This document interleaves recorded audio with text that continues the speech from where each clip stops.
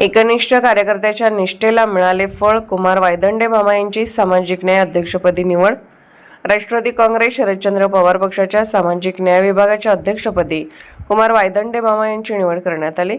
पक्षाप्रती असलेली त्यांची निष्ठा, सातत्यपूर्ण कार्य आणि सामाजिक बांधिलकी याची दखल घेत पक्ष नेतृत्वाने त्यांच्यावर महत्त्वाची जबाबदारी सोपवली आहे। नियुक्ती जाहीर होताच कार्यकर्त्यांमध्ये उत्साहाचे वातावरण निर्माण झाले। अनेक वर्षापासून पक्षाच्या विचारधारेशी एकनिष्ठ राहून सामाजिक क्षेत्रात कार्य करणाऱ्या कुमार वायदंडे मामा यांच्या निवडीमुळे सामाजिक न्याय विभागाच्या कामाला अधिक गती मिळेल असा विश्वास पदाधिकाऱ्यांनी व्यक्त केला। यावेळी सामाजिक न्याय विभागाचे प्रदेशाध्यक्ष पंडित कांबळे, सांगली जिल्हाध्यक्ष संजयजी बजाज, युसुफ जमादार, नंदू घाडगे, गॅब्रिएल भाऊ तिवडे, अमोल डाले, निलेश शहा यांच्यासह मोठ्या संख्येने पक्षाचे पदाधिकारी व कार्यकर्ते उपस्थित होते।